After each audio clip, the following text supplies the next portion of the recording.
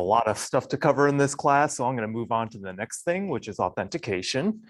So the next two, hopefully just two lectures, we'll talk about how we do the authentication.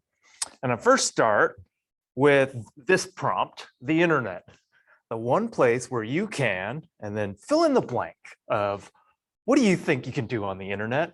And you probably aren't thinking of the fact that you can, on the internet, lose your house, which has happened here, lose your business, which has happened to you. Well, they lost a ton of business, I guess, but they didn't lose their entire business, I should say. You can lose an election, which is where John Podesta's email account being hacked, as people have pointed to that as being one of the factors of turning that particular election. You could lose your university.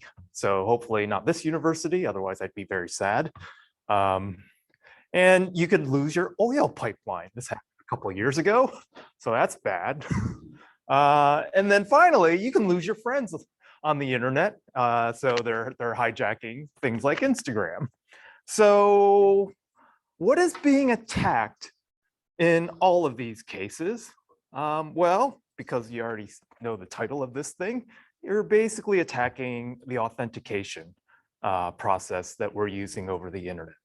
Now, I define authentication in terms of the 3 CIA security principles that we covered at the beginning of the class. And this is where this definition comes from.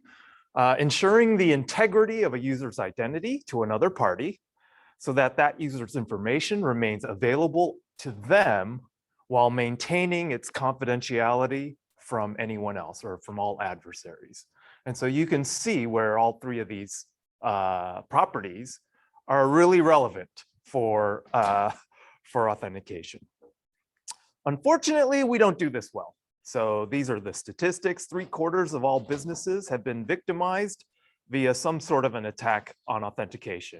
And I bet you the other 24% are just not reporting it. I think everyone has probably been, every corporate account has probably, like every corporation has probably had an account that's been compromised to some extent. I would say this is 100%, but this is just the survey. I can only report what other people have. And so the biggest issue behind attacks on authentication so far, as it turns out, is the use of passwords for authentication. And so we're going to talk about passwords, which is a love story because we love to use them, but it's also a tragedy because they're not very good to us. Because the way passwords work is that typically passwords that are hard to guess are also really hard for us to remember. So they're completely unusable. And so this is a good cartoon that I like to show that shows this. It's like, oh, this poor rabbit is the user and the sysadmin, which is a dog, is telling it, hey, you need a strong password and I'm going to give you one and tell you never to write this thing down. And this is what we had maybe 10 years ago or maybe 20 years ago. We had computer science folks saying, oh yeah, you should just remember this random string, to people who are like, I don't have the mental capacity for that, and neither do you, as it turns out. So we have this situation where it's like, this is not going to work, but we tell you to do it anyway. In fact, the advice is still to do this, actually. If you go to any of these different sites, they still ask you to do this. The other problem is that if you have a password that is easy to remember, it's also really easy to guess. And so this is an article from a while ago where they just basically, they had a data dump of a bunch of passwords in clear text. And they're like, let's just do an analysis of all 10 million credentials that are in this thing. And of course, they found that almost all of these passwords are child's play to guess using a dictionary attack. And every year they have a ranked list of the top passwords that have been revealed in that year. And this is a list, and everybody knows this list. And hopefully, well, one of my passwords is on there, but it's a password I don't really care too much about. But like, this covers a large segment of the population where, yeah, they're using things like this as their password. And so some of the common strategies that users will use to generate their password or to set their password are to use a base phrase And these are the top 10 base phrases that people use for their password. This is the top 10 list of nouns they'll use in their password. This is the top 10 list of verbs they'll use in their password. And this is just an analysis of these 10 million, but I can guarantee you this is pretty stable. I think most people are, for those who are, this is all English language focused too, but I'm sure it would be localized based on your language, what would be the most used ones. Most used animals, most used fruits, most used superheroes. I have two of them that show up on this list that I've used because I have favorite superheroes as well. So you could probably figure out 2 of the 10 that are on here. And then the most used "I love you" or "I love X" phrase. So this is a pretty popular one. It was I went to school in Michigan, and like the top "I love you" or "I love something" in the Michigan sort of community is "I love hockey," because it's in a northern state, and so it might be "I love football" too, but "I love hockey" is the one there. A lot of these sites require you to use digits along with characters. And so the most commonly used sets of numbers at the end of passwords, and typically that's what we do. When we're forced to use numbers, we'll just use our regular password and then we'll attach some numbers at the end of it. So this is the most used set of 2 digits at the end of passwords that they found. And then finally, button mashing a QWERTY keyboard is also a common strategy. And these are the top 20 button mashed patterns on the keyboard for you to remember your password. So this is what that dump revealed. And so bringing it back to something a little more recent. So if you know people are doing this, you're like, oh, maybe I can actually try and guess a person's password just from out of the blue. And so what might have been Donald Trump's Twitter password in the run-up to the 2020 election? I asked this question, and one person at least got part of it correct. But you're like, you think about Donald Trump and well, this was purportedly revealed by someone who was like, I hacked into this account and then reported it. So whether or not it was verified is true, it might have been fake report, like who knows? This is from an article. Actually, I'll show you the article. But this is the article. I think it's linked if you have this here. Yeah, it was MAGA 2020 with an exclamation point. Yeah, but it's like, yeah, MAGA. Yeah, okay. That's your slogan. I love golf. Yeah. Yeah, probably. Maybe, yeah. Well, maybe his future passwords, like maybe in the 2020, like if he runs again, maybe you can be like MAGA 2024 exclamation. Let's see if that gets me in anywhere. Okay. So the question, can you develop an approach for generating a password that is both strong and easy to remember? And this is where XKCD wisdom comes in. And so this is a very famous strip because it actually shifted password policies. This one cartoon strip, I joke that this cartoonist has done more for security than I'll ever do cumulatively across my entire lifetime, just drawing this. Because he was like, hey, you know, after 20 years of effort, we successfully trained humans to do something that's really impossible, like passwords that are hard to remember, but as it turns out, easy for computers to guess. And he's poking fun at this because this is the strategy they're asking you to do in that first cartoon strip, right? I create this thing, it's a mixture of capital letters, lowercase letters, it's got some numbers in it, it might have some strange characters in it. And as it turns out, for a computer, the computer doesn't care, really. The computer can brute force this just as well as brute forcing any other string, but this is super hard for you to remember, right? You knew you based it on like Troubadour and a number, but then you're like, and I've done this, it's like, what? How did I base that? Was it leet speak? Was it, you know, number substitution? What did I do to generate that? So it was still hard to remember, even though you like tied it to a mnemonic. But then he was like, well, here's another password, a passphrase, where it's correct horse battery staple. And you're like, oh, that's a really long password. But because it's long, it has way more entropy, as it turns out, than just a shorter password with random characters.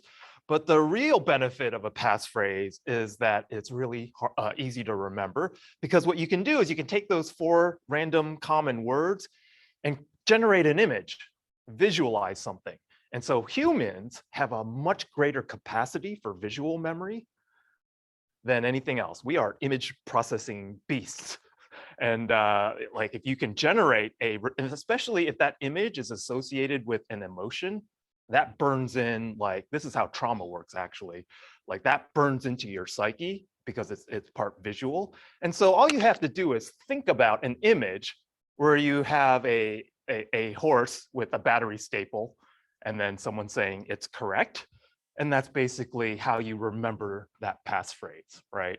And so this is what Randall Munroe like drew, and everyone's like, well, of course, why didn't we like do that at the beginning? And that's the idea. Okay, this is actually used in more places now than before. So cryptocurrency wallets are doing this. So rather than memorizing your private key in your crypto wallet, you basically have this passphrase, this 12 words that are, and each of the 12 words are selected out of a set of 2048. And so every word gets you that many bits of entropy. And then you add all of those up across all the words and you get a lot of entropy. And you know, maybe you can't memorize all 12 words, but it's probably easier than actually memorizing all the bits. So that's the idea of this. Yep.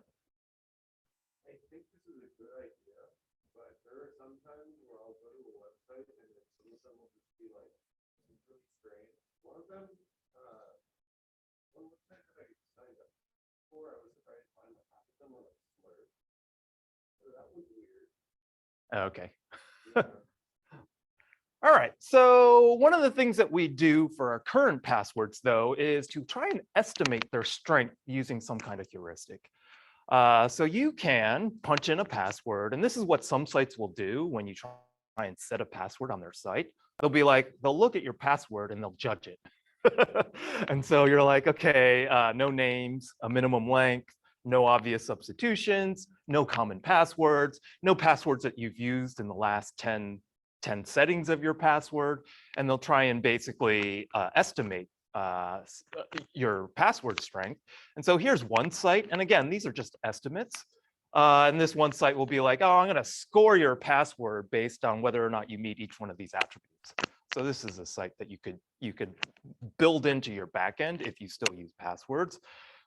This is another site that basically estimates how quickly your password can be cracked by a computer, assuming that you have like given up a password hash or something, which we'll talk about next. And so this site, you just type in your password and it's like, oh, this is going to take me 100 quadrillion years using the current technology to crack your password. And that's a lot. So how quickly can a computer then crack the strongest 8-character password? And because you need to know, right, like in terms of a password length, in terms of the amount of entropy, if someone has revealed a password hash that is associated with your password, how quickly can a computer crack that thing? And this is basically your lab. Like you're going to get some hashes and you're going to be like, well, can you crack that thing quickly? Now we're cheating because I'm actually using the RockU list of passwords that have been revealed. But like, it wouldn't take that much longer to just do a complete brute force search of all the characters to try and get the exact same thing done. You just have to wait longer. But I don't really want you to sit there and wait for hours to crack a password. So most of those things are like, yeah, it's just like 30. I think usually 30. Has anyone worked ahead? They're like 30 seconds, and you should be able to crack every single one of those. So that's what you're doing. But this is sobering, right? Like you have the number of characters, and then how quickly they can be cracked using, you know, some just typical off-the-shelf graphics hardware. So graphics hardware is good because you can do a parallel cracking operation on them, which is, I believe, is what the Hashcat is doing. It's actually leveraging multiple cores. And you can see like when you're at 18 characters, you're actually getting something that's, if you're using all the range of characters, you're getting some pretty good years. Yeah. The hash ID function, every time I find it, is like a long list of possible hashes it can be. So it's almost like easier just to go online and Google like what type of hash this is. Like, is there a reason that's like not that accurate? So yeah, the hash ID, I'm not sure how the hash ID algorithm works, but like it's really hard to label a random set of bits as a one hash or the other. The hash has to look like random data. And all of those hash functions that generate a particular width of output, you like can't tell the difference between one hash and the other. It's the ones that are like got a crazy width that only they will use that will do that. In a password hash, there is a notation, and I don't know if you remember this from Etsy Shadow. There's that dollar integer dollar. Sometimes hashes are labeled like that, and then you're like, I know what that is because you labeled it. But if it's not labeled, then like it's hard for a heuristic to just say, oh, that was generated from one hash versus another. Yeah.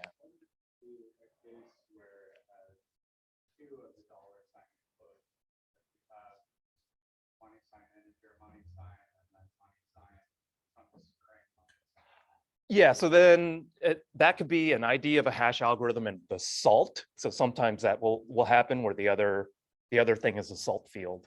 And that actually reveals a hint. So you're using, rather than using just a hash, you're using a keyed hash. So that's where an HMAC is like, a MAC or an HMAC is used, because then the key is the salt. And we'll get to this actually later on when we talk about keys. Yeah. The only thing I knew about somebody's password was the number of characters in it. But how much would that reduce the time? That helps you a lot, because then it's definitely, this is the ceiling on the amount of time. So it'll be less than this. So basically this is up to 10 characters, and then it'll take 58 minutes. If you know it's exactly 10 characters, then I don't have to check 9 through, whatever. Yeah, so it should be smaller than this.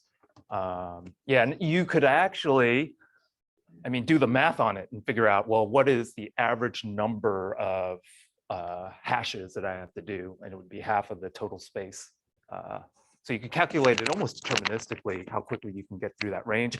And I think that's how these estimates are calculated, actually. They're just doing math on every single possibility for numbers. And you can see if it's numbers only, it's like, well, I only have to do 10 to the 10th, right? Like, and so that's a lot smaller than if I had used all the character sets. Yeah. How is Apple doing passwordless?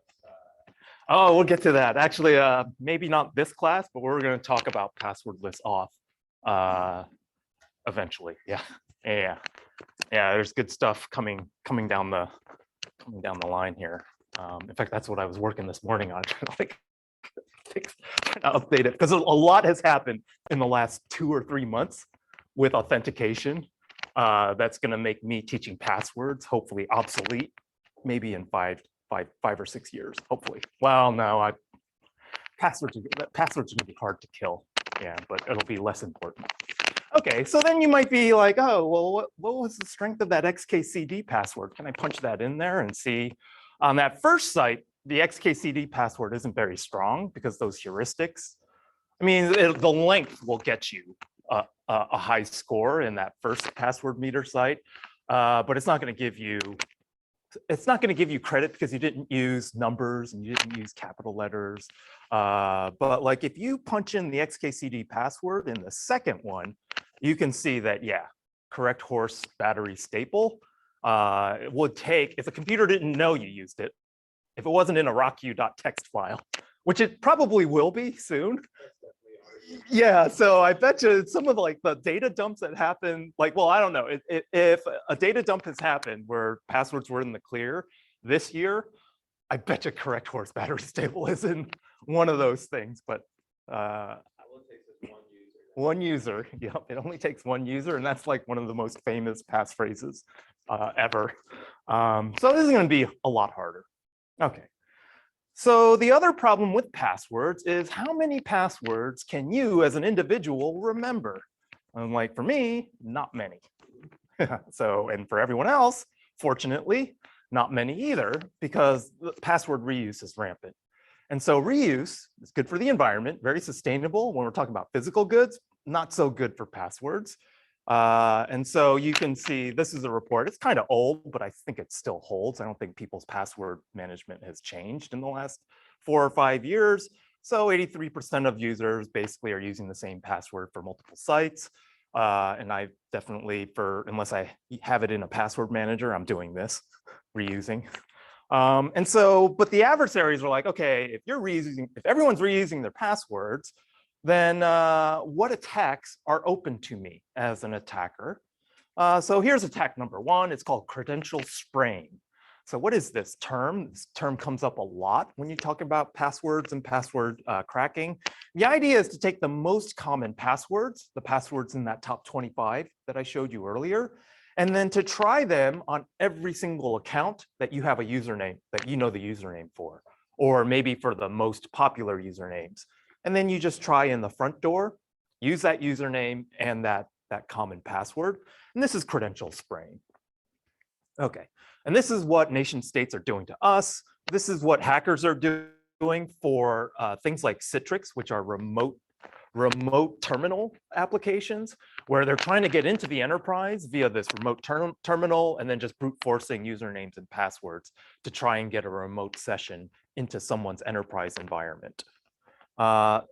Microsoft did an audit of all of these different compromised enterprise accounts, and almost 80% of those were hacked via a password spraying approach, where they're basically just taking all of those credentials that have shown up and then just using them against particular accounts. So that was an article from a couple years ago. And then this was actually this is a kind of a funny one. Well, I mean, the impact of SolarWinds. So SolarWinds was a supply chain compromise where the adversary got inside of the source code of a security product that had been deployed in a bunch of places, and then got into that device and then used that to pivot all over the place to compromise the backend enterprise's software. And they don't know if this is causative, but like 2 years before SolarWinds happened, somebody had revealed that a developer was using a SolarWinds 123 as a password for an account inside of SolarWinds. And so we know SolarWinds was compromised in a developer account was able to insert that backdoor. And so this hasn't been linked, this password being used to create that backdoor, but this is not good. Like if you can get into, and you'll see this when we talk about the supply chain attacks that are going on, this is the typical way supply chains are being attacked now. And this is a big headache. Within the last 2 years, this has become one of the ways of trying to subvert and get access to enterprises. This is probably the Hall of Fame candidate from over the summer. And they're like, this is a 9.8 severity rating. And people are like, well, where did the other 0.2 go? Because this should have been a 10.0. So this is a network device that does like load balancing across servers and stuff like that. So Big IP is this huge company that deploys hardware switches into the enterprise everywhere. And so you can see, and it kind of gives it away, no password necessary. And this ties together something that we covered earlier. We talked about HTTP basic auth and how you should never use it because all it does is base64 encode the username and password. Well, that's basically what was protecting this root access onto this device was basically being protected by a username password pair. And the username could be admin and the password could be blank, and you could get full code execution on this device inside the enterprise. So this is a 9.8. I'm like, really? This isn't a 10? I'm like curious, but like I didn't actually read the report. And so like this is the tweet. It's like, yeah, it was using this as a authorization credential, like this basically this base64 decodes into admin colon with a blank password, and then you could basically go in there and get a bash shell on this device inside of that enterprise where if you do security in the castle moat model of like, VPNs and firewalls and that kind of thing, you're on the inside, right? And so this is where, yeah, full ownership of that enterprise happens. So this is actually, they were saying that this is just being leveraged all the time. Like this is one of the top ones that, so CISA, this is the Federal Cybersecurity Advisory sort of organization. This is like, these are the top like 20 most exploited vulnerabilities right now. And then this is still on it. So yeah. So there's no patch for that stuff? It's hard. People aren't used to having to patch switches.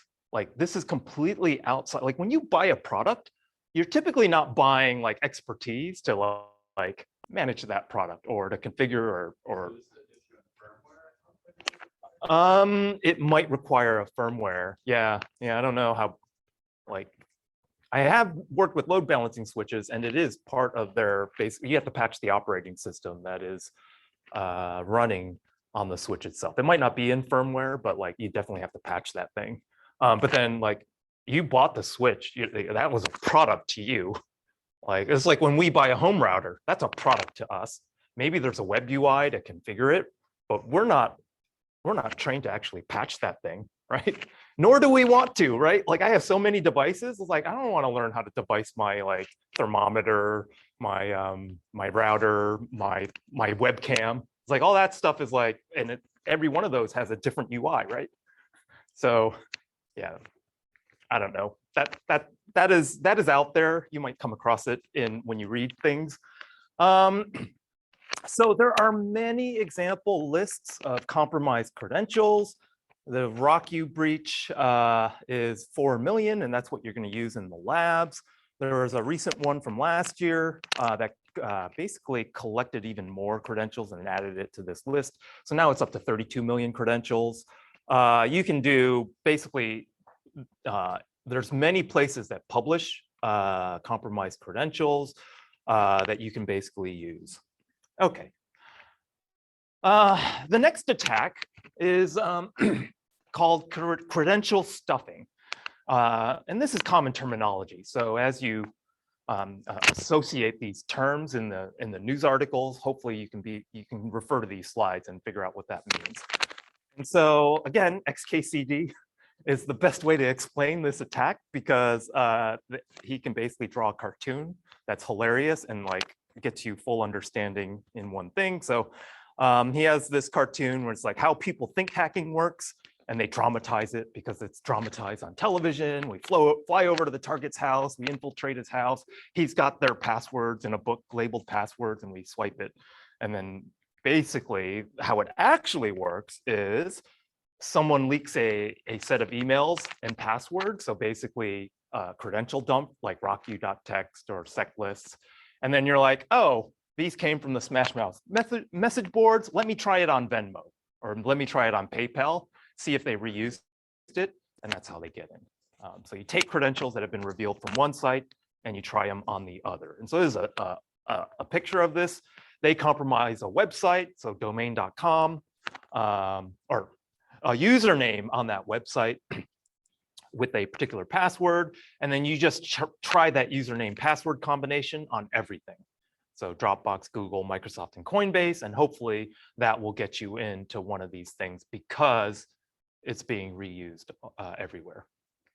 Another one is credential harvesting attacks. And so again, we refer to XKCD. Password entropy is rarely relevant. The bigger issue is password reuse. And so he's like, why don't we just set up a web service like tweet syndication or left padding of software that left pads your text, something that's useful, kind of useful, but forces you to create an account on this site. And then you take all the accounts and you harvest them. And then you do a credential stuffing attack based on the credentials you've harvested. And then you win. Yep.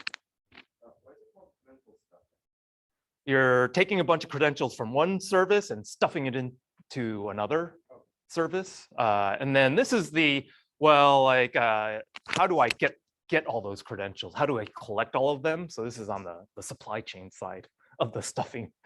So then maybe I should have put this one first, because the harvesting would be like, go to those lists, go to those password lists, find all the email addresses, go to LinkedIn to get all the email addresses potentially, or all the usernames at least, and then go to the password list to get a candidate set of passwords, look through all the data dumps on the dark web or published in any of these repositories, and then go from there. Here's an example I took from the blockchain class. So with blockchains, it's really important that your private key is generated randomly and that nobody else has a copy of it.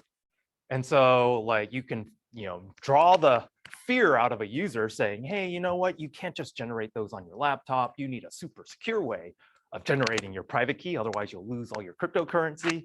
And so you're like, hey, you can market your seed generator as being, nation state grade random number generation for cryptocurrencies, and somebody will buy it. Somebody will be like, oh yeah, I don't want to use my laptop to generate a key. I need your supercomputer to generate a key securely. And then so these folks set this thing up, and sure enough, they had a UI that, oh yeah, just move your mouse around, and then eventually when it gets to 100%, you'll generate entropy, and I'll do something magical, and you'll have a super secure private key. But meanwhile, on the back end, they're just recording. They're recording the key that they gave to you. They'll wait 2 years, and then they'll just pull out any money that's in that wallet. So that's what this seed generator thing was doing. So hopefully none of you, this is why I was teaching the blockchain class, is because so many people are losing their money left and right on the blockchain. I felt like I needed to be a counter voice to all the pumping and dumping that's going on out there. And this was one of the things. It's like, well, yeah, you're going to get played if you do something like this, unless you know what you're doing. Okay. Or if that doesn't get you in, just buy the access, buy these credentials. So Lapsus is this whole case that blew up over the summer. A bunch of teenagers in Britain that are basically compromising everything left and right. And they're doing it, they're kind of mean actually. So this is not like LulzSec, which was kind of doing things for the laughs. These folks are doing it and being mean about it. They're like bragging about it. They're putting their victims down, that kind of stuff. So a bunch of like, yeah, they need some more emotional and social growth, I guess, these hackers. But they were like, well, how are these folks hacking everybody? And as it turns out, they got into T-Mobile and stole their source code. And like, well, how are they doing it? How are they getting this access? And it turns out they had no problems getting access, because they just go onto the they're sweet talking with their way to getting access. They're like going through T-Mobile channels, but like they're also just looking at the dark web and say, hey, does anyone have a compromised T-Mobile employee account? And they're just buying it, right? And so like 75,000 employees, some of them have their accounts compromised. In the dark web, they'll be like, and we'll talk about the dark web at the end of this class, and how it is that you can get on it and why it's an important avenue for us to pay attention to. And they just buy another set, and then they get access back into the T-Mobile network. So they were kicked out, and then they're like, okay, I need access again. So I'll buy another credential, get into the VPN, and then continue my operation. And they were in there for quite a while. Here's another this is really funny actually. Target the insiders. Say you're trying to unionize, like say Portland State's already unionized, but maybe, the graduate students are also unionized. But say you're trying to break into a Starbucks enterprise, and you're like, hey, you know what? We're Workplace Unite. We're basically trying to reveal the abusive practices of your employer so that we can help unionize. Just give us your credentials, your corporate credentials, and we'll pay you $500. And you're like, huh? Yeah, I'll do that, right? Like especially if you're a temp worker, or maybe you're a contract worker for that company, you're like, yeah, I'll take your $500. I was going to quit anyway. So they're like, I'll take your $500. I'll give you my credentials, and I'll just quit. And then you basically that's how they can get access into your enterprise. So you have to kind of think sneaky like that when you're trying to protect your network, and realize that, yeah, more likely than not, that account can get compromised easily. So this is kind of a phishing attack, and that's the fourth way really, is you could just phish those credentials, actively try and collect them from your target. And so here are some lures. So this, and I'll do a whole thing on phishing and social engineering next class, but here are some examples. So this is Maze. They sent you an email that looks like AT&T. They basically like copy exactly what AT&T's emails would have been to their customer. And then, I mean, this looks all legit. Like I'm an AT&T customer too. And I'm like, oh yeah, this looks totally legit. And then the only way you would know that this is actually fake is to actually visit one of these links. Or see what that link goes to. And this was an extremely successful way of phishing credentials. Here's another one. So this is for Canadians, targeted to Canadians. This is how you get your packages delivered. So it's like, oh yeah, you have a package being delivered. There's a tracking number. Here, click on this to track it. Punch in your username and password. And then if I capture those, if it's a fake site and I capture those and you reuse that credential, and all these other Canadian services, then I got you. I have access to your stuff. This is the Podesta email. So this is how John Podesta got compromised. And if you just read it, you're looking at it, you're like, huh, what are the tells, like you're John Podesta, what are the tells that you could have used to say this is not legitimate? There's maybe like,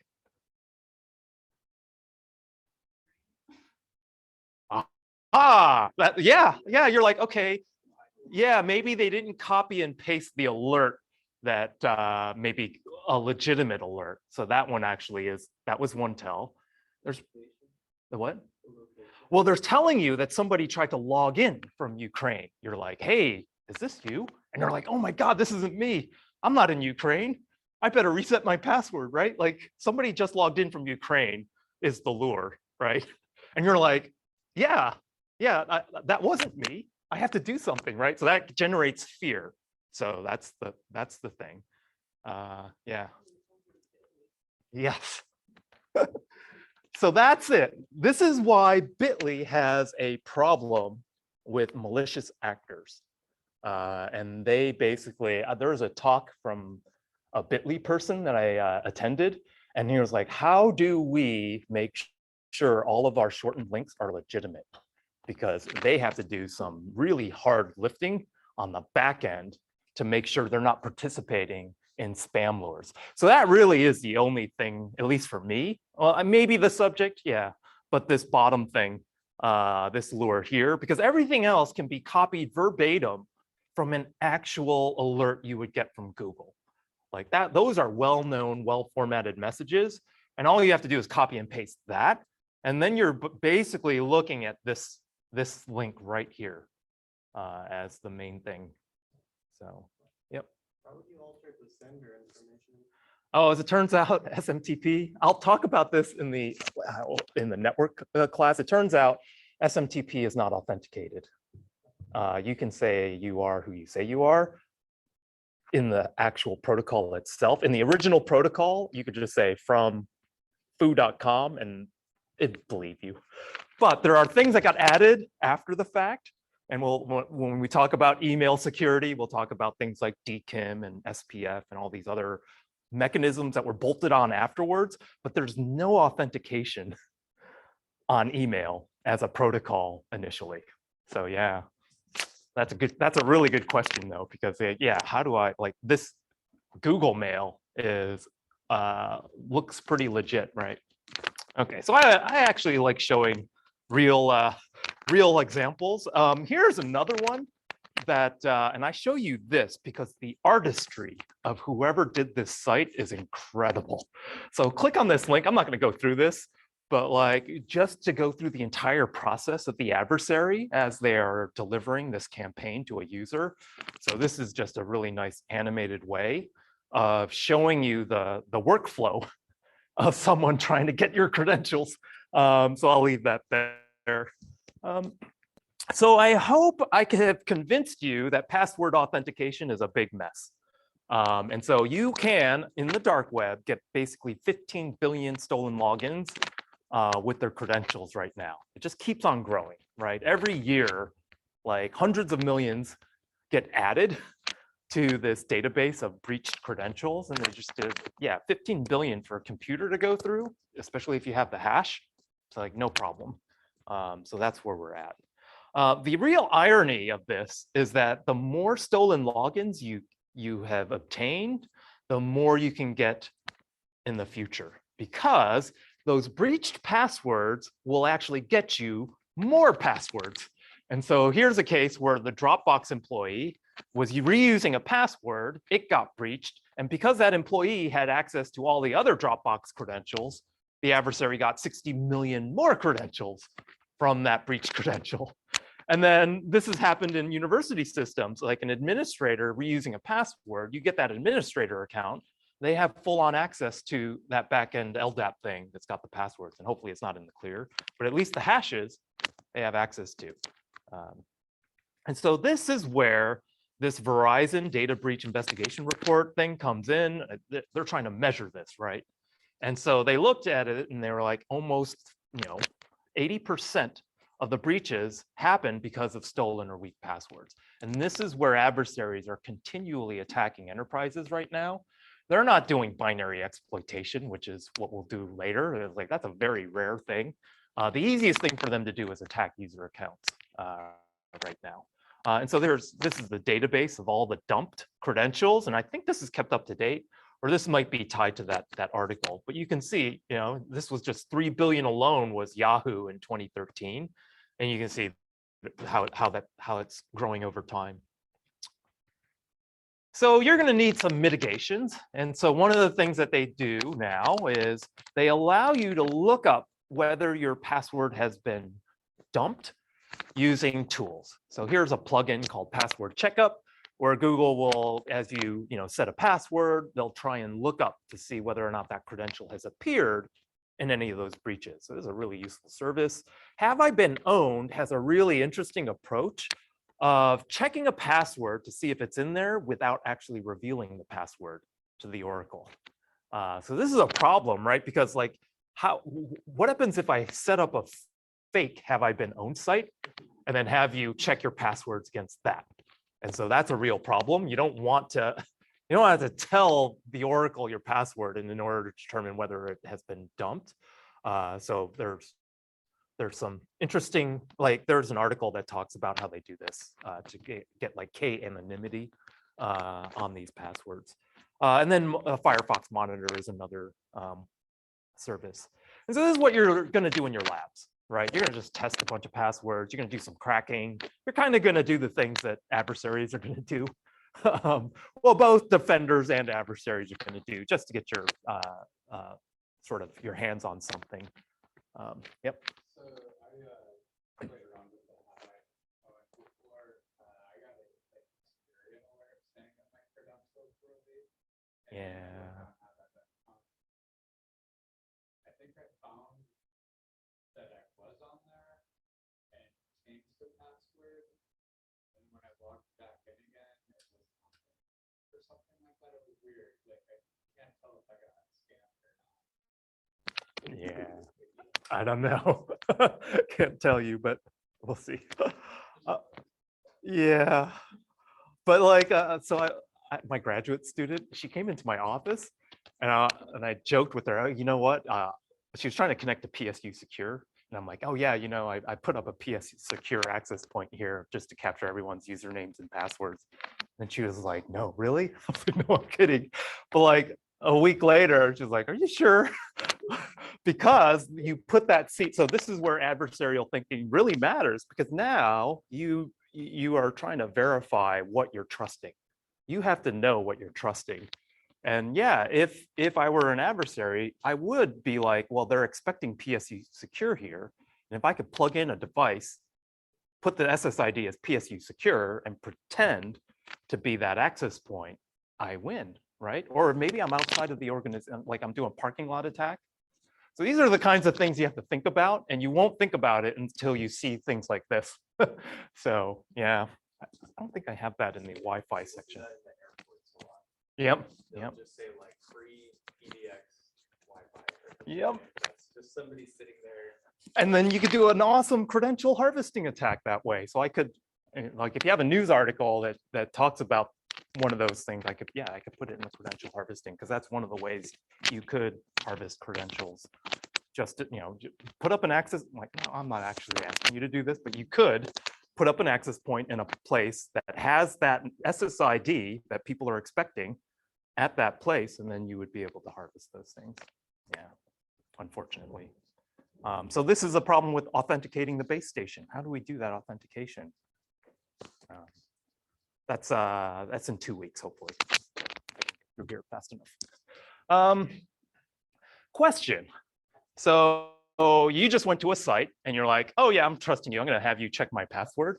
How do you know if that site that you rely upon is storing your passwords securely? How do you know?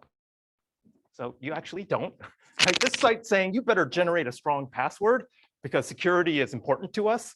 But then like, how are they storing it? They could be totally like be mishandling the thing that you had so carefully constructed to be secure. They could insecurely just give it to everyone. And so you have no idea. Yeah. Could you find some of this kind of stuff in some of, I know some websites, you see it that way, by, you know how you can write. Yeah. Yeah. I don't think anyone has source code available for their authentication. Well, now T-Mobile does, because that's what those hackers, they just dump the T-Mobile source code. But like most people like aren't gonna tell you how they do the authentication, as it turns out, because yeah, it's probably not well. Like if they did tell you, the people look at it and like, I'm not signing up for your service at all. So how do you protect against this, right? Well, the only way you can protect against this is doing a unique password per site. And that's what password managers help you with, because you can't remember all the passwords that you set for all the different sites that you visit without help. And that's what a password manager is. You have a master password that you remember, and that unlocks all the other credentials. You encrypt all your other credentials, and then you decrypt on authentication to the password manager. And then the password manager knows. Now, someone referred to passkeys. This is going to happen again, exact same thing. You can think of a password manager similarly to a passkey manager, which we'll talk about maybe next class. Okay. Okay, so even if all your passwords are unique and are strong, keeping a secret on the internet is hard. If you have a password that you type into a browser, well, someone can hijack your browser operation. So plugins, extensions, malicious extensions, any exploitation of the browser code itself, cross-site scripting can reveal passwords as they're being typed into forms. You could have malware sitting in that computer, getting all the keystrokes underneath. So all of these ways all of these things are ways that an adversary can get your password, even if it's unique per site. And then you can leak it over the internet, right? Like if you're using regular HTTP, that stuff is in the clear, so that that authentication can be dumped. You could have a person in the middle attack doing like when we talked about Diffie-Hellman, person in the middle. I could set up my rogue access point, right? And be in the middle of your authentication and then hijack that. Phishing is another way. I could redirect you to a site that looks legitimate over HTTP and DNS using things like typo squatting and copying someone's actual authentication UI and presenting it to you.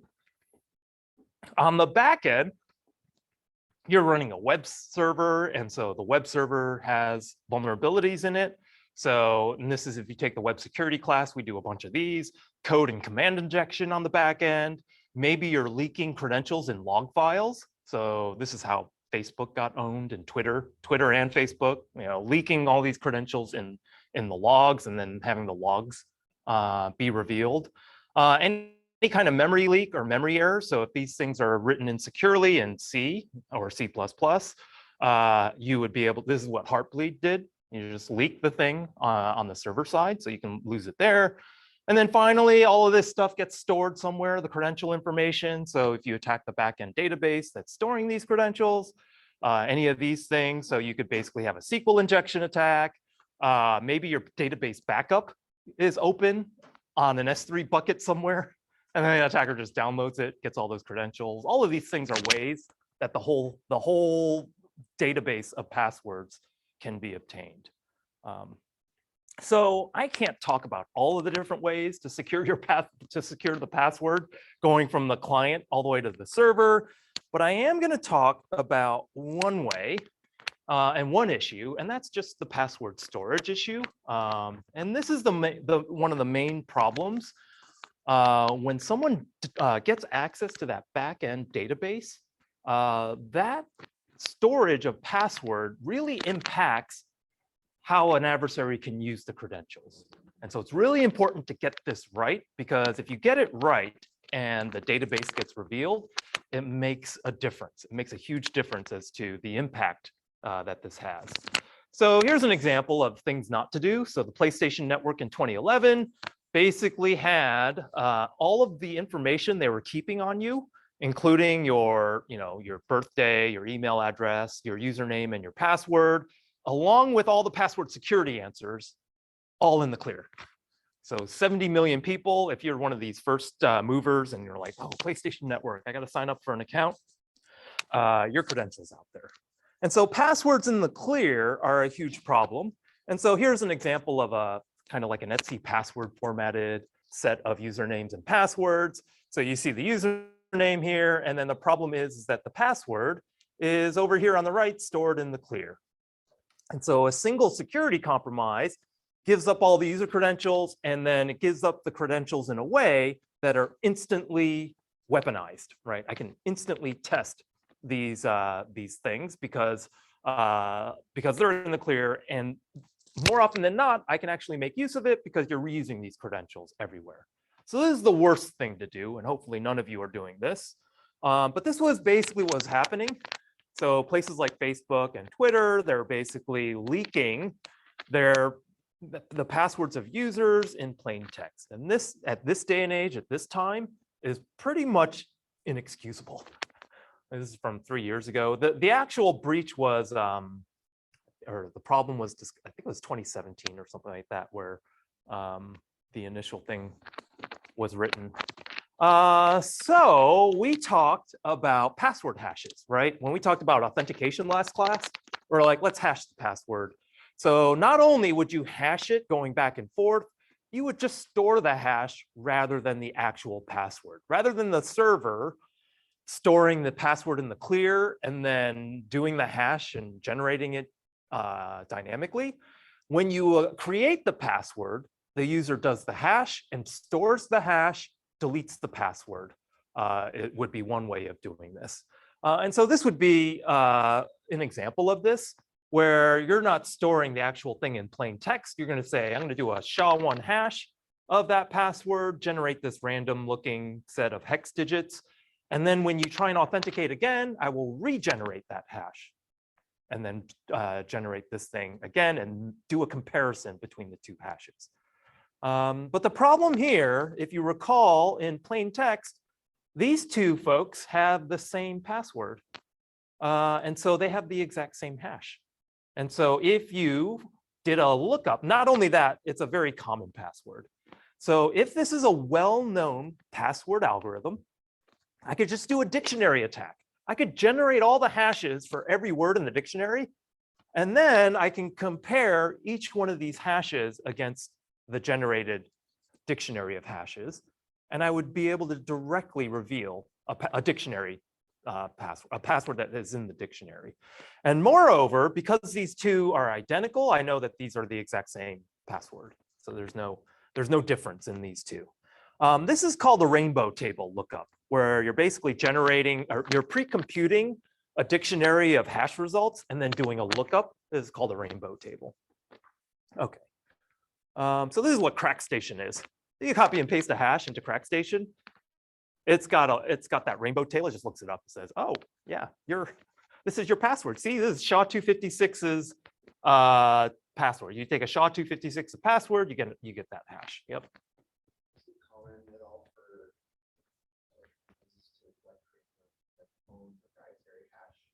We'll get to that. Yep. There's a standard hash actually, because in security, you want the algorithm to be public, and still have security. So security by keeping the algorithm obscure is not it's not what you want, basically, because the reliance on keeping the algorithm secret is not a good one. You want to basically make it so that the algorithm is secure, and then the key is the thing that secures the thing.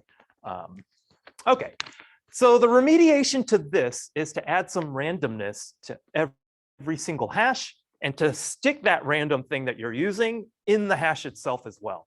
And so this conversation we had about what's that in that other $$ thing, that's the random hash that is associated with the hash value that you're trying to regenerate. And so that's the idea. Force a unique brute force attempt on every password hash so that you can't just look up one and then be able to say, oh, that person's got the exact same password as well. And so this makes the storage of a rainbow table prohibitive, right? Because you can't just store a dictionary of hashes, because now you have to store a dictionary of salted passwords, and that salt could be arbitrarily long. So that's what a salt will do. So here's an example. Those two users with the exact same password, they have two different salts. So Charlie is using this salt for storing the password, and then Duck is using this, and then those are two different hashes, because the hash of that password with this is going to be different than the hash of the password with a different salt. And now the adversary has to go through and brute force every single row in order to reveal the password of every single row. Okay, the other problem is, and this, whoa, fash, hang on a second. Let me in real time change that, because that doesn't parse at all.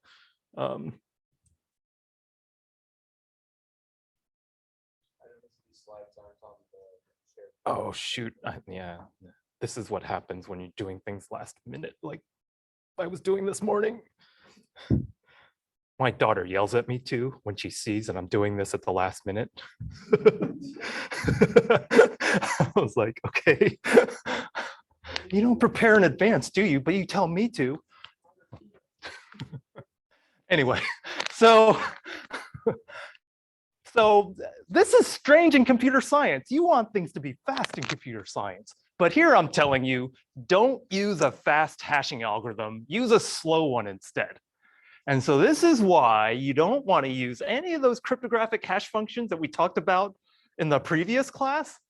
I don't want you to use any of those. If you're using SHA-256, that's way too fast. We want as slow as you can go on these hashes. So why is that? Because we want to make sure those dictionary brute force attacks cost the adversary a lot of time, right? I don't mind to verify one hash for it to take 100 milliseconds, right? But like for you to pause 100 milliseconds on every single dictionary attempt, that hurts you, right? Like dictionaries are what, 30, 40,000 words? That's going to add up.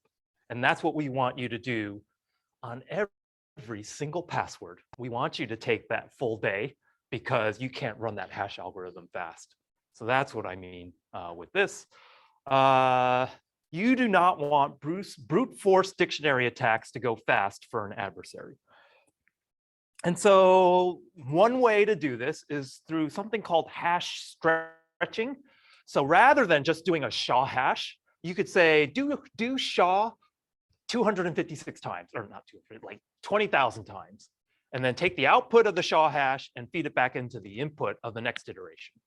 And that forces a 20,000 times increase in your execution time for a single guess. So that's the idea. So this repeated iterative hashing is basically what you can use to slow down a fast algorithm. And now they have to spend more time than they would otherwise. And so this is another parameter you might see in a password hash. And this is what Hashcat is doing, right? They're trying to figure out, for the format of how that hash is stored, can I guess the algorithm? And if you are a well-defined format that no one else has used, so say you are, dollar, algorithm number, dollar, iteration number, dollar, salt, dollar, and PKDF is the only one that does that, I know you, versus just a random set of bits. which I don't know necessarily. Yeah, when I was in last lab, I looked at what users and they do 5,000 Oh, okay. Yeah, so here's the problem. Everyone is using different kinds of hashes in their backend, right? And so now you have to be aware there is like no uniform hash algorithm. There are recommended ones, but as we develop better algorithms for storing password hashes, you have to be like backwards compatible, right? Like I can't change, I don't have the password to change someone's hash, right? That was the whole point of storing hashes. Like in order for me to maintain that user's access, I have to keep that old hash in there until I give them a chance to change it so I can generate the appropriate new hash. And this is an issue. If you're trying to migrate users off an old algorithm onto a new one, that's the issue. And so bcrypt, scrypt, PBKDF, and Argon 2, which is the latest and greatest, those are examples of fast hash or of slow hash, password hashes. So when you think about cryptographic hashes and password hashes, they have like different needs. Let me put it that way. Okay, so this is bcrypt. The idea of bcrypt was to target hardware-based crackers. And so they have, this is the details of this thing. And so they're basically trying to target ASICs. And the way they target ASICs is to make their algorithm memory bound, because there's usually a finite amount of memory on every system.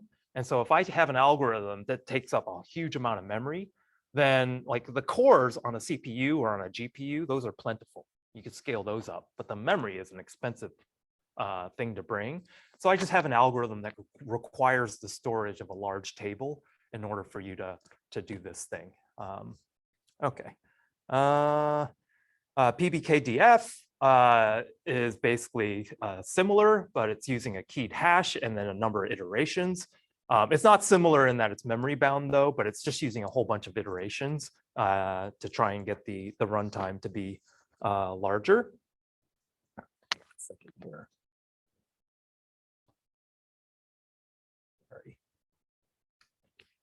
And so I put this in here. You're all in a CS program. This is code that runs the CTF sites for like CS201 and the malware class. But yeah, I'm not storing passwords either. This is what you would do when you have a new username password to insert into the backend database. You would instead take a hash of that password and then discard the password. And then you would insert that hash into your database and then commit it. And then this is the typical way on the back end how you would implement this thing. So if you did have your source code revealed, and T-Mobile did, you'd be like, okay, are they actually storing hashes or are they doing something else? And then when you check the user, you would have to just pull that hash out of the database, and then you would do a verify operation based on the password that the user entered, and then the hash that's in this database, and then this would allow you to authenticate the login. This is just an example in code, a simple example that shows you what should be happening on the back end. Okay, so here are some examples in industry when almost done right. So this is from 2018. The Under Armour hack was even worse than it had to be. And the reason why this headline is written this way is because Under Armour had their passwords migrated to bcrypt prior to the compromise. So they're looking at this and they're like, okay, we got to do this. So they started to do this. But in order for you to change your hash, you had to actually log in again, right? Because Under Armour didn't have your old password to just move your hash, right? So in their code, they're like, well, we're not gonna have you change from the older hash to the newer one until you log in again. And what typically you would want is to just like find that secondary auth mechanism and just delete the hash and force a secondary auth on the next login. But that's not what they did.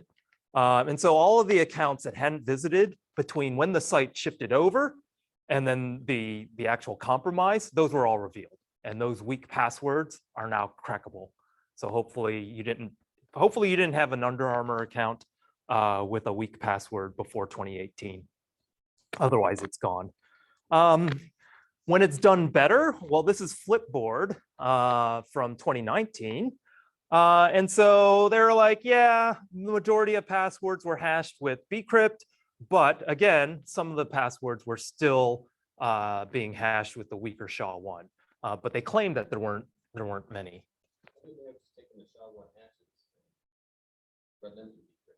Ooh, that's interesting. Yeah, take that SHA-1 hash and just decrypt that. Oh, you should patent that, see if someone has done that, and then try to make money. And then, yeah, and then hopefully you donate a little bit back to us at Portland State. Okay, here is when it's done right. So this is Quora, 100 million passwords, but they did almost everything right to make this not so bad. You're like, yeah, that's actually a large number. But like the first thing was they used hashes. Okay, so that's better than the PlayStation Network. So within the 7 years from the PlayStation Network to this, they did that. They used bcrypt, and that's the second thing they did right. And then they salted the hashes, and they did this for all of them. So they didn't have anything that was SHA-1 hash. And so now this is basically a gold star. So when this was exposed, and they were describing the breach, it wasn't as big of a deal. People gave them a pass because they did it right. Okay, so I mentioned Argon 2. This is the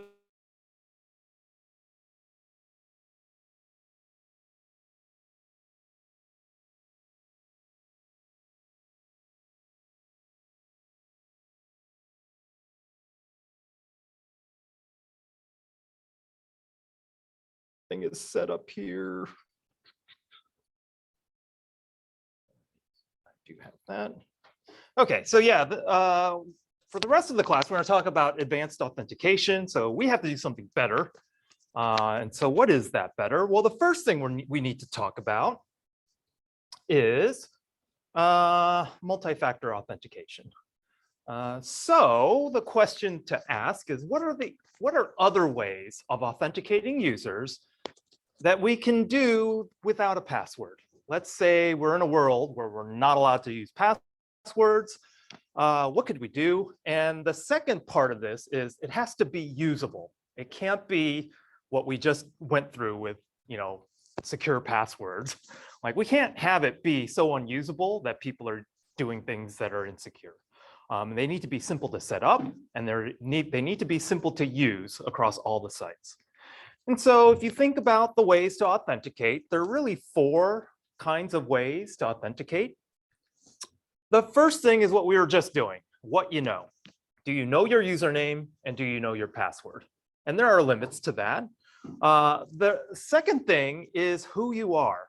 So biometrics is the other thing. Any range of biometrics. The third is where you are. Where is this access coming from if I can geolocate you or locate you over the network? And then the fourth thing is what you have. If you're carrying around something that allows me, like if I can prove that you own something or you're carrying something, then I can use that ownership as a way to authenticate you. So the first one, we just covered this, username and password. Another one you might come across is that security question. And when you talk about multi-factor authentication, it doesn't mean username and password along with security question. When you talk about multi-factor, it means one of those 4. Like one of these, if you do 2 of these 4, that's multi-factor. If you do 2 things that are based on what the person knows, that's not considered multi-factor or 2-factor even. This is still single factor for most people if you rely on just this. Because it's easy enough to figure out the answers to these security questions. And then like next class, we'll talk about cases where that's happened. The second one is who you are, right? Fingerprint ID, eye scan, face ID. These are the things that you can use to authenticate that, yeah, the person in front of you is who they say they are. The third one is where you are. And so if it's over the internet, you can find out the IP address that the person is coming in on. And most IP addresses now can be geolocated. So it's both IP address and geolocation. or you could use straight up geolocation. Exactly. So LastPass is a password manager, and they can say, you know, I'm going to have a geofence around this, where the only authentication outside of that geofence, only authentications within this geofence will be allowed to unlock your password manager, and then everything else not going to do. So it's just an idea of using the location as part of the validation process. Okay. The next thing is what you have. And typically when we talk about what you have, we're talking about a phone more often than not for this factor. And so do you own a phone that has a registered authenticator app on it, which is what this is, or does it have something like the Duo Push app on it? So like at Portland State, we do Duo pushes.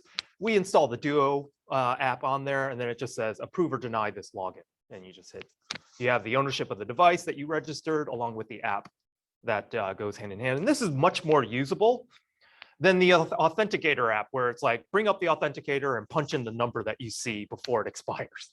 That's like super stressful, right? Like you're like there and you're like, oh no, the thing is ticking. And then I have to like redo it unless I, hurry up and type.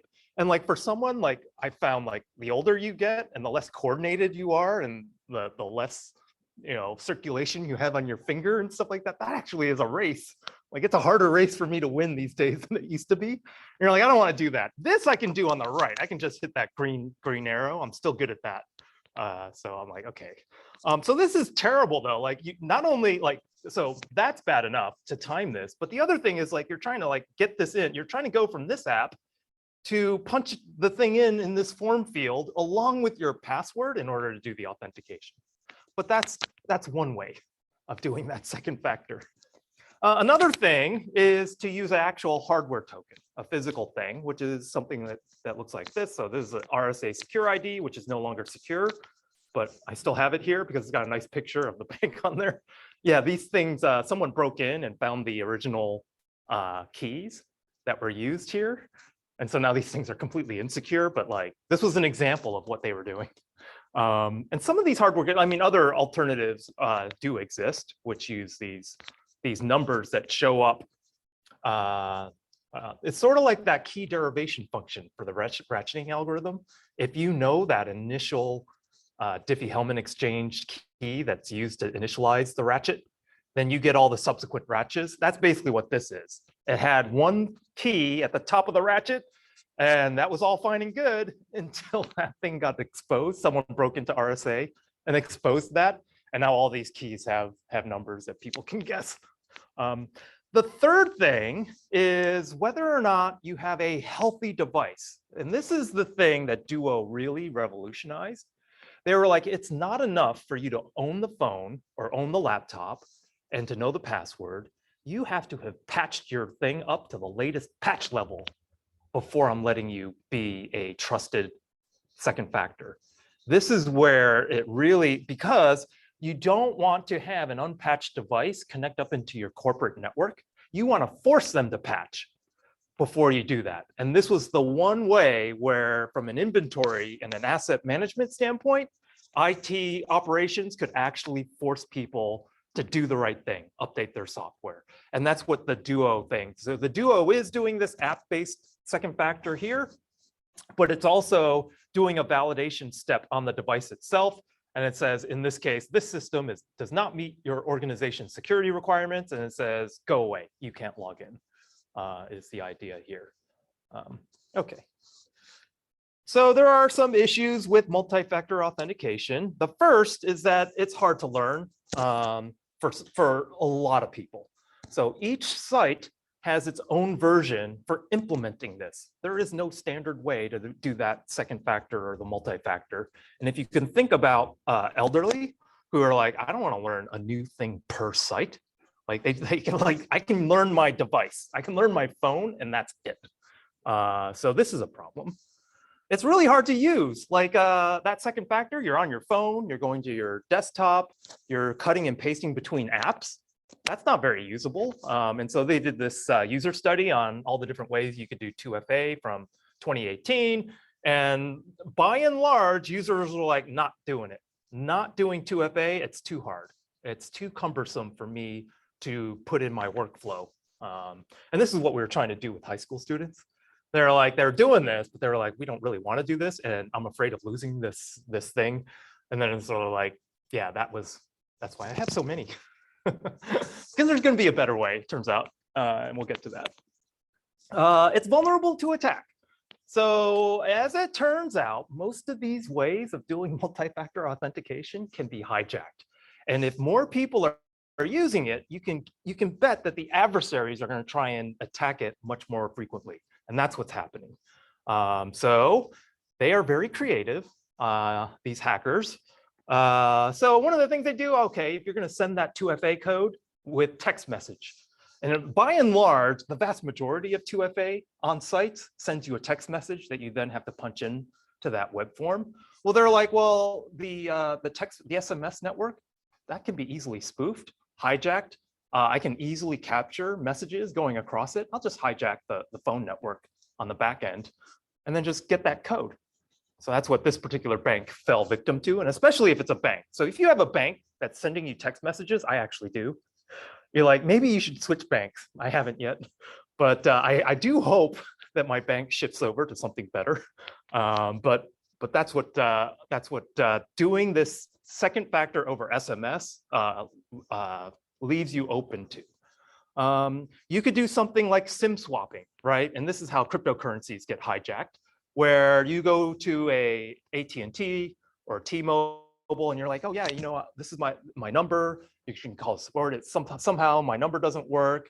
Here's my account information if you have the information on the victim that you're trying to hijack the phone number for. And then you can convince a store person to do something like this, where, okay, I'll give you that phone number. And if the cryptocurrency place is using SMS to do a second factor and your username and password is compromised, you get all the cryptocurrency that person had. And so this is what's happening here. And this is why cryptocurrency sites are some of the biggest giveawayers of these YubiKeys, these hardware security tokens. They're like, yeah, we're going to buy you one and send it to you and force you to use it because we want to avoid this kind of thing. And they know this is a huge vulnerability. The other thing you can do is phish a one-time passcode. So especially if you have these authenticator apps, that's a little bit harder to hijack, be a person in the middle during that process. But sure enough, this is being targeted. And someone released this toolkit called Phishing NG in 2019. And from that, a whole bunch of toolkits now are being used to effectively phish victims into logging into their site and giving the 2FA code up. So how does this work? And so now there's like this thing bred. So there was one in 2019, but now all the phishing toolkits are incorporating this kind of 2FA bypass along with what they do. So this is a picture of what's going on. So you have a victim, you have a target web server, and the victim has established a second factor authentication thing with this web server. The adversary sets up this person in the middle phishing toolkit. And I think one of your labs later on, you'll actually do this because it's in the social engineering toolkit set of labs. I have one lab that it doesn't do the 2FA hijack, but it does something similar. You're basically like, hey, I want to pretend to be, let's say, Facebook. And so this phishing toolkit will know what Facebook looks like, allows you to create an identical copy of Facebook, and then you host this Facebook page on a domain that's typo squatted, that kind of looks like Facebook. And then you send the victim a lure. You're like, hey, someone tried to log into your Facebook account.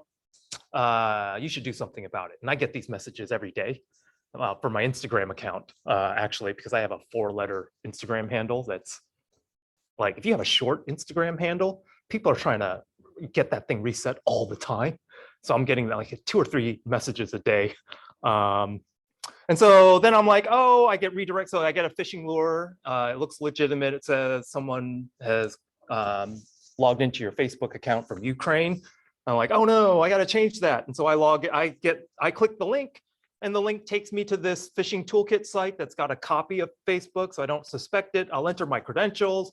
I'll be like, oh, the 2FA has to happen. But what happens here is that the phishing toolkit will forward those credentials. And then the target web server is going to say, okay, those are valid credentials because I just took them from the victim. I'm going to send a 2FA. Now, where does the 2FA request go to? Well, it goes from the target web server back to the phishing toolkit, right? Because this is the person that the target web server is talking to.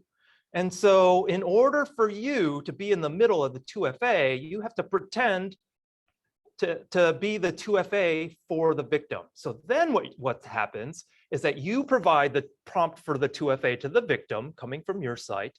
And then the target web server sends the 2FA code to the victim. And then the victim will send the 2FA code back through the phishing toolkit. And then that thing will forward the 2FA code. And now this person in the middle has got the credentials and the 2FA code to log in. The target web server doesn't think anything is wrong and sends back that session cookie. And so the session cookie is then the thing that the adversary can then use to make all of the modifications as this user on that web server. And then in order to keep the illusion alive, you can redirect the user back to the target. Yeah. Why does it send a prompt to the hacker, the actual password to the user? Like why? It sends the prompt. It believes that the user is logging in from the phishing toolkit because that's an actual user login. And so the prompt goes, the UI in the 2FA goes to the cell phone that you registered. Yeah. So that's, oh yeah, so that this send 2FA code to the user is whatever out of band thing goes directly to the user. Yeah. But then you have to make sure that this prompt for the 2FA looks exactly like what you send to the victim, because the victim is doing this thing legitimately and has learned the 2FA process to the legitimate site, is the idea. Yep. So they have to send the made up prompt to the cell phone as well? Yeah, if this is done through the cell phone, yeah. Do you remember hearing about this happening to PSU, I think this year? Has it happened to Portland State this year? No, I think I got an email about it like a couple months ago of them just saying like, watch out for fake 2FA duo pages because a few people noticed there was a duo prompt that like looked almost correct, but was missing some of the things. Yeah, so, wouldn't this surprise happens me. to people. Yeah. I can't remember the actual details of it. Yeah, we'll talk a little bit about OAuth consent grant phishing and these OAuth prompts because we do this social single sign-on, and then but you could do a redirect to. Well, it depends on how it's done. Like if you set up Duo with just the app, that's harder for a person to hijack, to prompt it on the app. But yeah, wouldn't surprise me. But I actually didn't get that. I didn't get that message to be able to poke around and take a look. Yeah. So this is operationalized with, so this just happened over actually a couple months ago, which is why I put it in there, this thing called Octopus. So Okta is an identity provider. And so they use 2FA to make sure, because that's what they do. They validate identity. It's like outsourcing your identity providing, which is basically what we're doing these days because we don't want to manage usernames and passwords on the enterprise end. So we'll hire Okta to do the identity stuff. And then they were like, oh yeah, we're going to do 2FA. And so the adversary is like, well, everyone's using Okta with 2FA. I better attack Okta. And that's what Octopus was doing. And so this is what they would do. They would be like, they would send you, if they had your phone number, they would send you this spoofed text message and say, hey, your schedule, and this is a legitimate Twilio message. So Twilio is a service that does some messaging, message management across all the different ways to do messaging. And so they're like, oh, your schedule has changed. Here, tap this to see the changes. And then basically this victim will click on this and go to a lookalike site.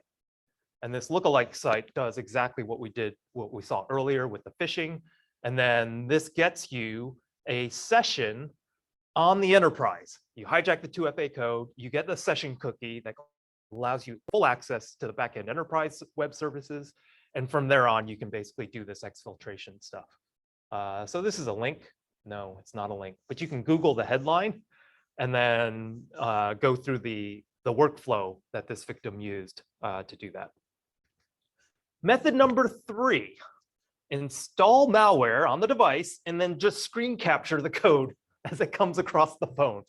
And so like this is what TrickBot is doing to bypass the non-SMS 2FA, right? So like 2FA over SMS is easy to hijack, but like if you're using some of these other apps, like the Authenticator app, you basically need something else to pull off that number. And that's what these folks are doing. You trick a victim to download and install an app that can record the screen, and then that's how they'll get it in real time. You can attack other avenues of the multi-factor authentication supply chain. And so it turns out Twilio had these APIs to automate some of the back-end enterprise voice calling and texting. And this is to do, again, the message management, appointment reminders. And it was also used to send MFA passcodes through Twilio. And so if you breach the provider, you can get access to everybody's 2FA codes that they're using through Twilio. And so this is your software as a service. You're sending the 2FA code through that service. Well, if that service gets breached, there you go. That's how you can get into the multi-factor authentication supply chain. So that's another way of hijacking this. And so this is you can click on that to see how this worked. So 10,000 credentials and 130 organizations. Probably the saddest one, and this is somewhat a way that I actually know someone who got attacked this way, is 2FA fatigue attacks. Basically, you annoy the heck out of your victim until they say, "Go away, I approve." Right? Like you send 100 2FA prompts at 1 in the morning. And this is what these Lapsus folks were doing. And eventually you'll get a "go away, please, I want to sleep." I'd probably do it in like 10, but like 100. And so this is this is a video that goes, I'm not going to play this, but you can, the link is there if you want to, actually, do I have this thing? Oh, I have a short. Yeah, this is what they do. I'm going to spam your phone. And then if you get enough of these things, you're like, okay, I'm gonna accept that. So to bring this into real time, this is basically what happened to Uber last month. There was a contractor who got bombed. So a contract programmer for Uber that they targeted the contractor's account, and then they bombed this contractor, got the credentials on the dark web, and then just started bombing the contractor with 2FA codes to get access. And the contractor was like, no, block, block, block, block. And so then what they did, these folks are social engineer masters. They were like, oh, you know what? I am going to send this contractor a message, maybe over WhatsApp, saying, hey, I'm from the IT department. We're trying to test your account. And like, dude, you're not hitting approve, but we need to, we'll go away. We just want to test to see if it works. If what we did works. And then the contractor was like, okay, approve. And that's how they got in. So this is hard, right? Like, think about this.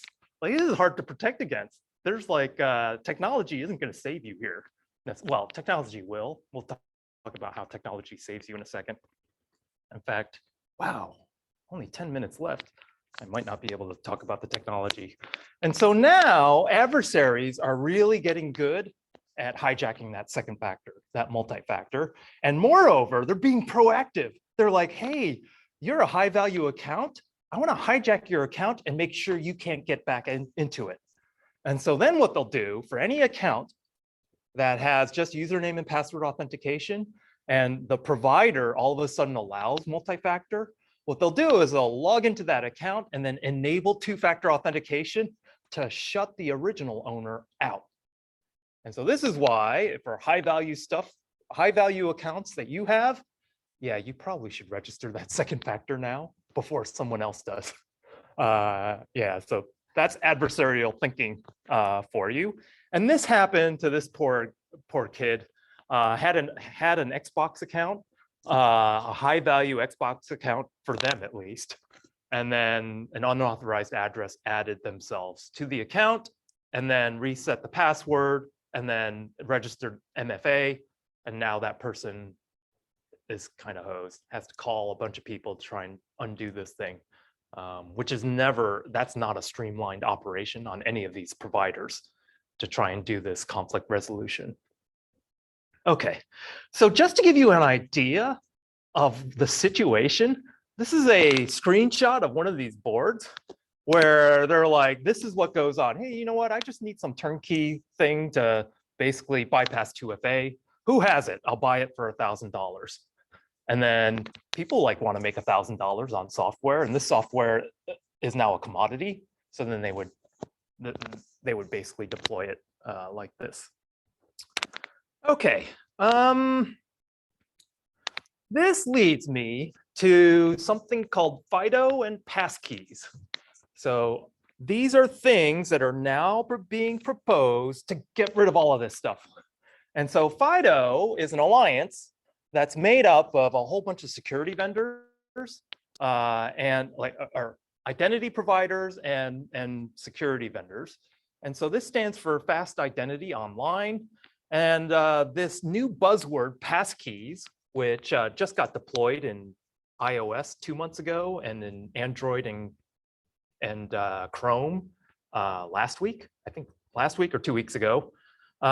This is what passkeys are basically multi-device FIDO credentials. So what is this? The idea of FIDO and passkeys is to store onto either hardware security tokens or on device-bound keys to store these credentials that onto these devices that are then unlocked by biometrics. So you do the authentication based on who you are, and then who you are and what you have, and not at all on what you know.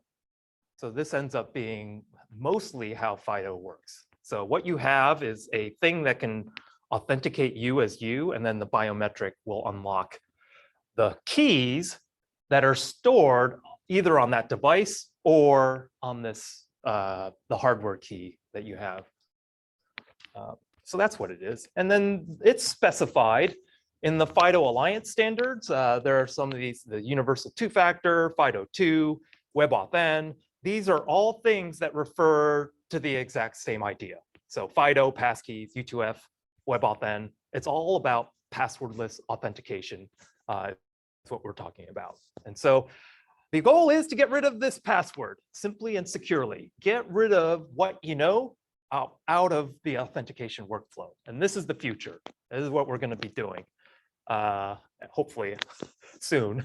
And so the W3C approved WebAuthn. So to do this authentication over the web is WebAuthn. To do it across any application is what the FIDO stuff is doing, managing the credentials and that kind of thing. And so over the summer, this got announced in both iOS 16 and Android. And then this is October 16th. So this is just a couple days ago. They released this into Google Chrome and on Android. And so this is the meme. You can't leak passwords if you don't use passwords, is the idea. And I'm gonna pick up here next class, but I'm gonna leave you with this abstraction to think about. This is explained in pictures. And so this is using this hardware security token. You have one of these tokens and you're like, well, I'm gonna use this token in the same way that I use physical car keys for a car. I have house keys for a house. I am now gonna use the token stored on this key to get me into all the online accounts.